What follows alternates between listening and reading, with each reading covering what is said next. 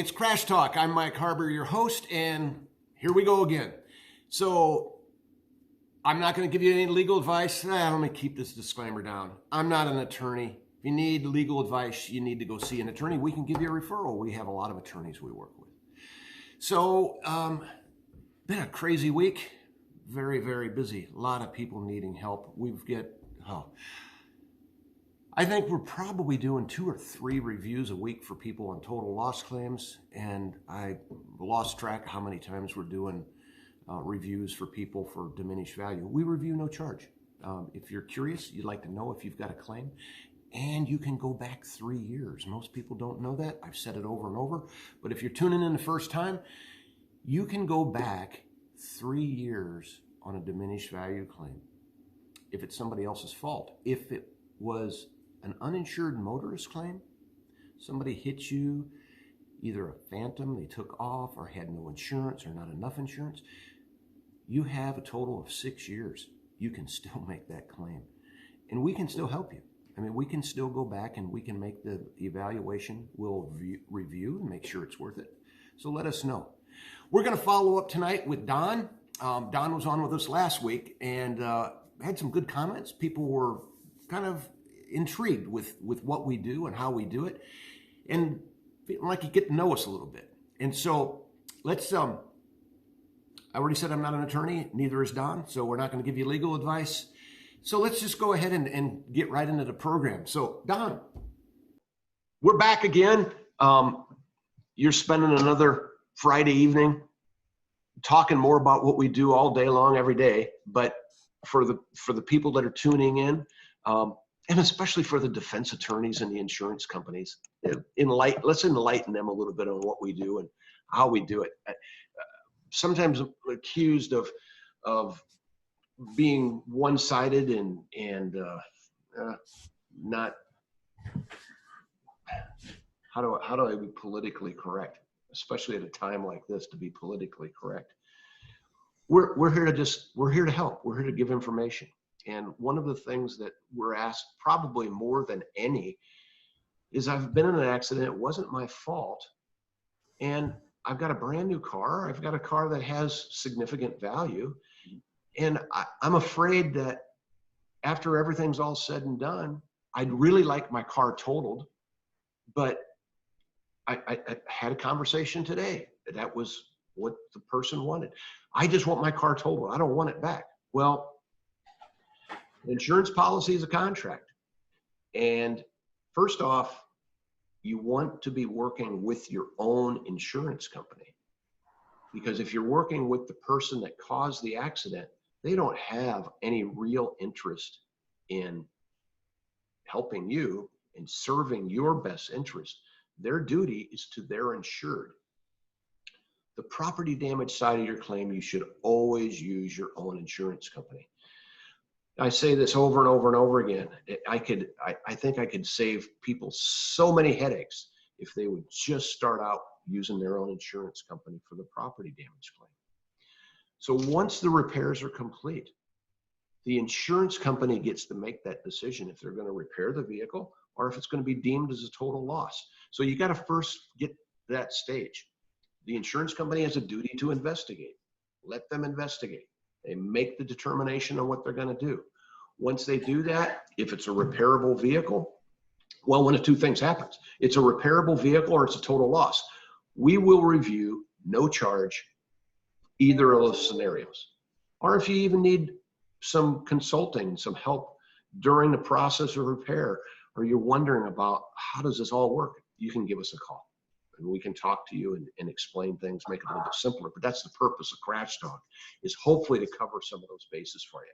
So if it's a repaired vehicle, we really need to know, once the repairs are complete, we get a final invoice. And then, Don, you're doing the reviews and you're going through a lot of this information. So kind of explain, what is it you're looking for? What do you do when you go through it? And I don't want to give away any of our trade secrets, but let's be as transparent as we can about how does the process work and what do we do for consumers when they contact us?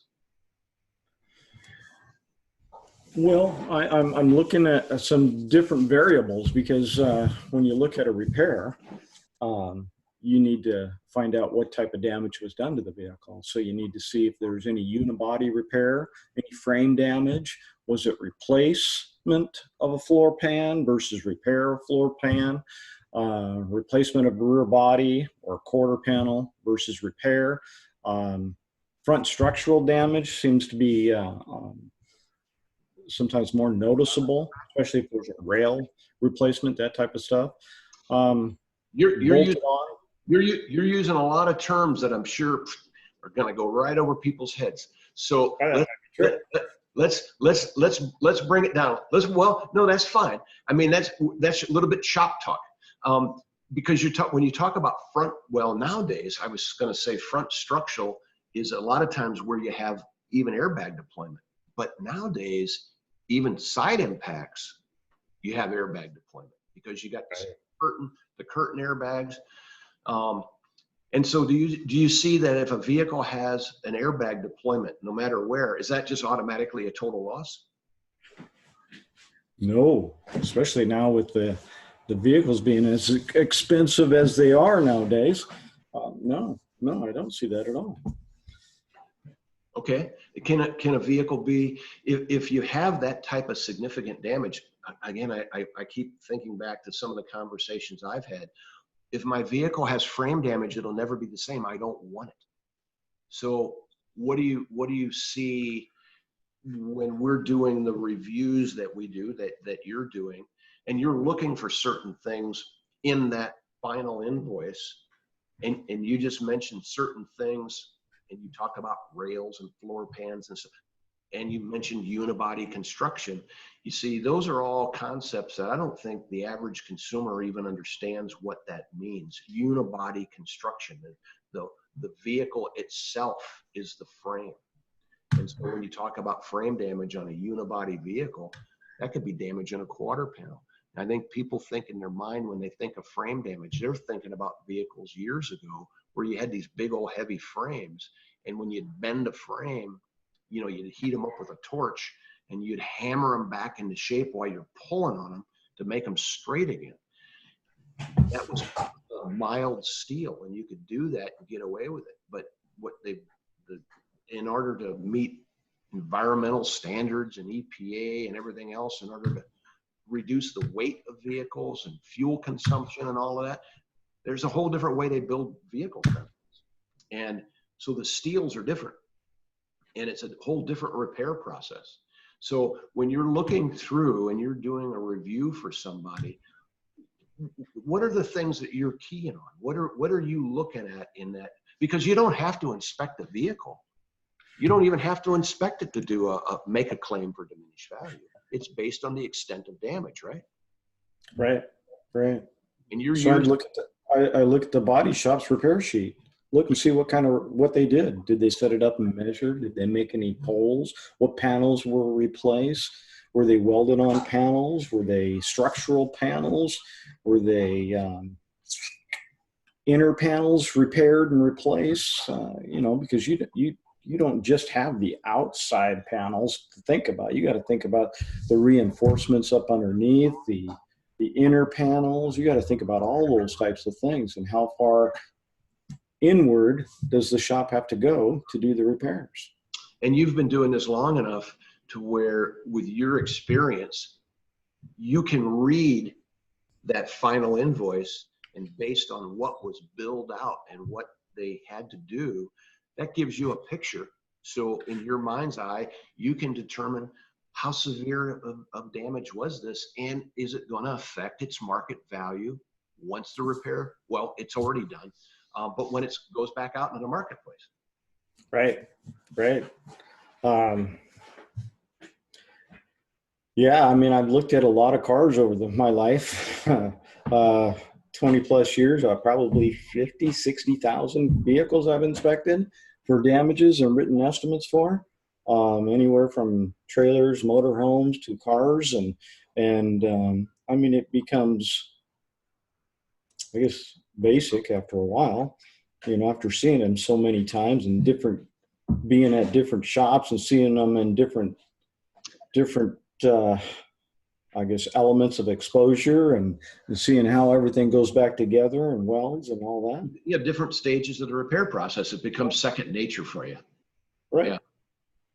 So I think, but when you're doing this, and a vehicle's been repaired, and you're reading through and you're looking at the extent of damage, like you said, if parts were replaced or if they're repaired, if they're welded in panels, if there was straightening done on a frame machine in order to take care of structural damage. But when you do that, that's giving you the extent of damage. But when you start the process, everything's based on the date this accident occurred, right? That's the moment the vehicle lost value. That's the moment that you experience the damage, and then you go to a body shop and they do the best they can to put it back together, except that's going to be a little bit less than what it was worth before.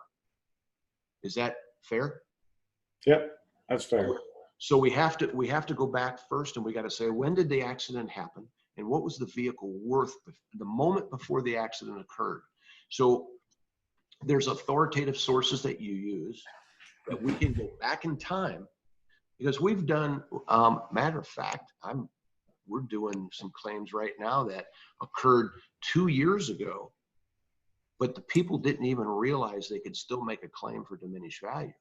So how in the world do you go about figuring out what was a vehicle worth 2 years ago? It was repaired. We can still look at that repair invoice, but how do you put all those pieces together in order to determine, well, what is the loss, and is the loss back then or is the loss now?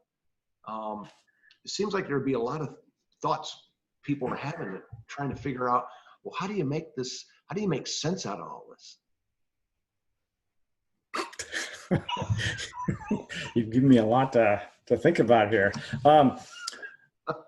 We start with a NADA. What is a NADA? National Association of Dealers report, and we look at that first. That's able to go back into time, actually, and give us an idea of what values were back in 2015, for example, July of 2015, on July 10th. To be exact, this is one where we see. I've got people calling me right now. Matter of fact, that's an attorney calling me, wanting to set me up for a deposition in 2 days. So I lost my train of thought, which happens pretty easy. Where were we? We're talking about NADA, going back in time. How can we evaluate? Well, and because an attorney just happened to contact us because of his deposition tomorrow, and he's lost his report, and so they're asking us to help reinvent the wheel. And so we've got to go back to 2015 and determine what was the vehicle worth prior to an accident in July of 2015. Can you do that? Absolutely. Yeah. Are you throwing a dart at the wall or what? I mean, how can you do that? No, NADA actually keeps track of all that stuff all the way, a lot, way back there. Anyways, it keeps track of everything. So we can go back to a specific date and time back in 2015. For instance, this attorney wants to know what the value of the car was at that time and what the diminished value was. So I take a look at, the starting point is what the value of the car is at that time. And then I take a look at what type of repairs were done at that time. I look at mileage, date, and then I break down all the repairs and I break them into their categories. If they were frame, unibody, structural, bolted on panels, how many panels were painted? Was there any suspension? Was there any airbags? Was it front end collision, back end, side? Look at all those types of areas. And then based on that, with just the experience that we have, and a lot of this is based on experience, but there are sources that help support our opinion. It isn't just, we're not just pulling a number out of the air. We can go and determine what was, with fairly good certainty, what the value was at that time. And the National Auto Dealers Association is a guide that is used almost exclusively for dealers across the country. And the dealers really establish market value. And the National Dealers Association, also known as NADA, compiles that information on a monthly basis, actually over 1 million pieces of information, and they put out the information by region. And it's quite interesting how they put that together, and they've broken it down now to where within the last 15 years, because diminished value has become a very important aspect, not only for consumers on an individual basis, but it's also very important for dealers, because dealers were getting beat up prior to 15 years ago. The dealership would take a vehicle in, and they're the experts. So they would know that a vehicle had been damaged. And if they would then sell that vehicle off, what happened is people were coming back on them and saying, wait a second, you sold me a vehicle that had structural damage on it and you didn't disclose it? Can't do that. So, Right. so NADA, in order to provide a better service to the dealer community, started trying to set up different categories in those guides to help dealers understand how values are affected.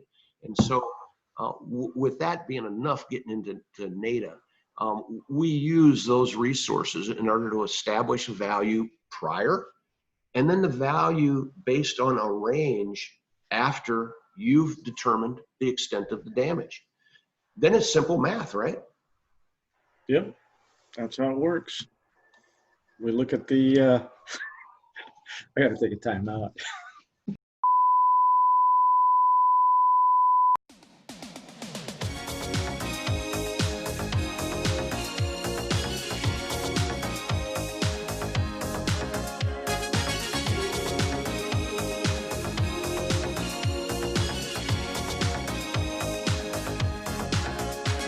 Never gonna give you up, never gonna let you down, never gonna run around and desert you, never gonna make you cry, never gonna say goodbye, never gonna tell a lie and hurt you.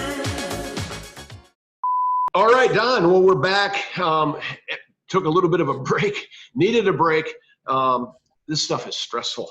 I mean, we do it all day long, and it's been a long day anyhow. And hey, I know everybody appreciates hearing it from you. You've been in the trenches, both sides.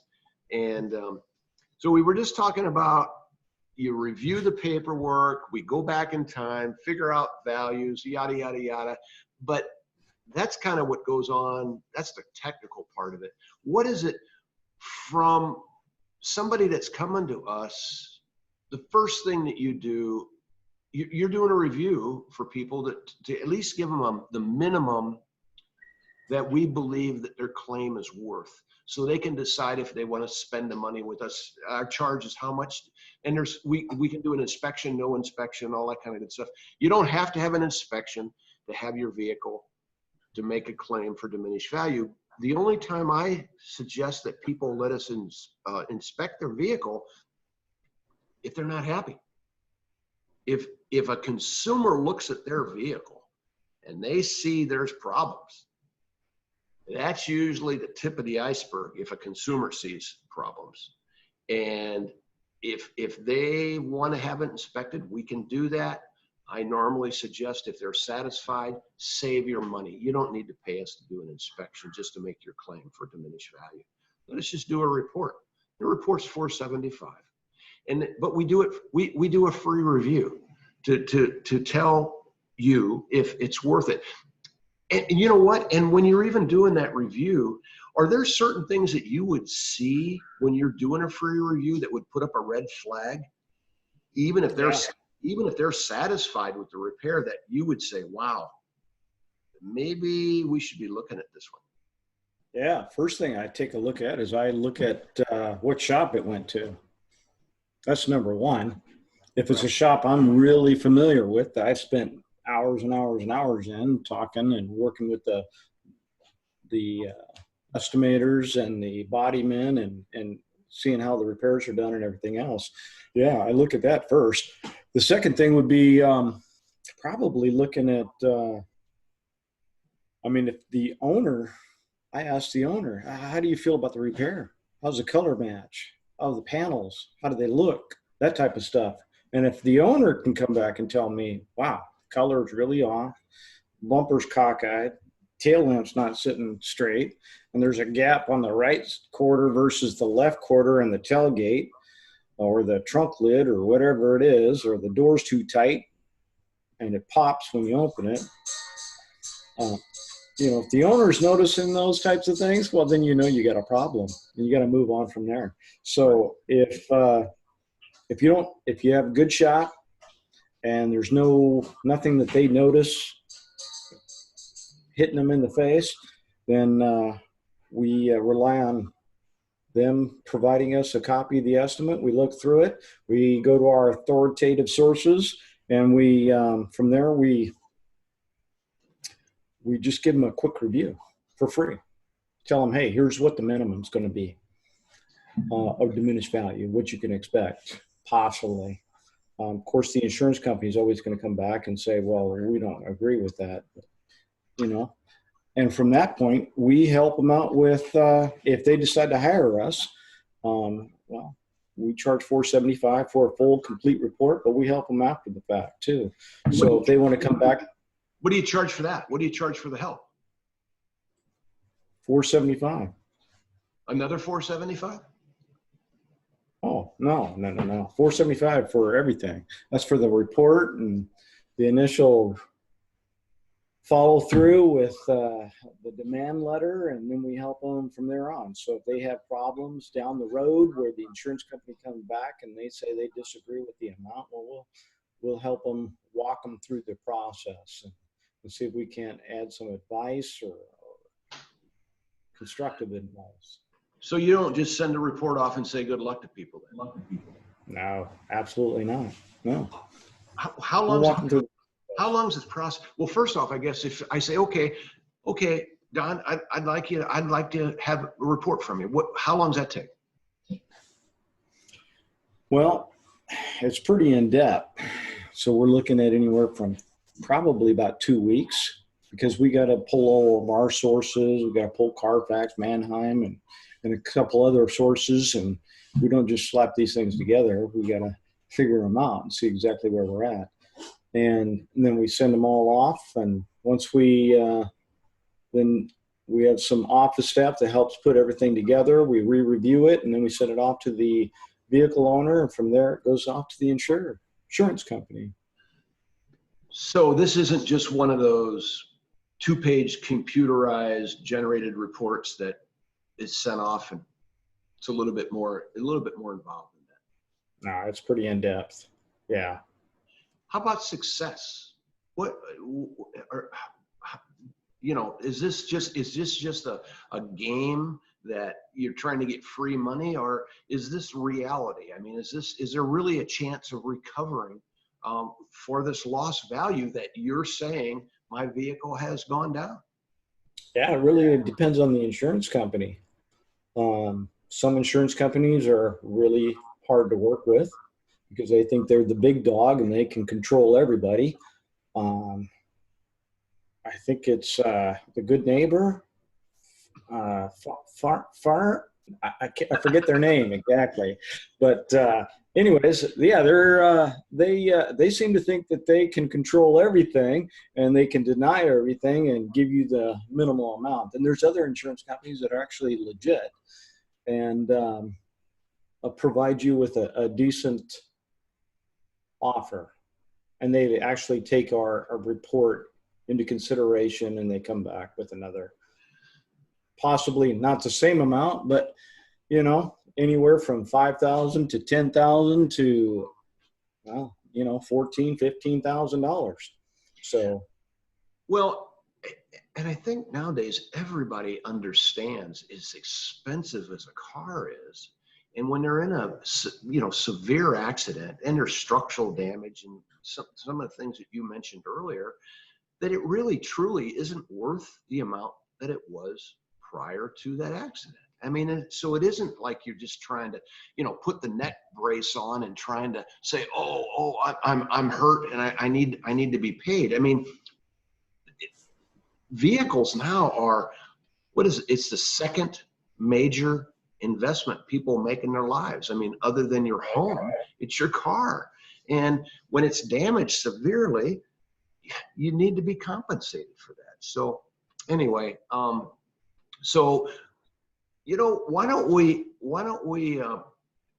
do a session sometime and maybe even talk about some case studies and some success stories. And I think there's been some people that haven't received what they really felt they were due, or even what we felt they were due, but they just didn't want to fight the fight.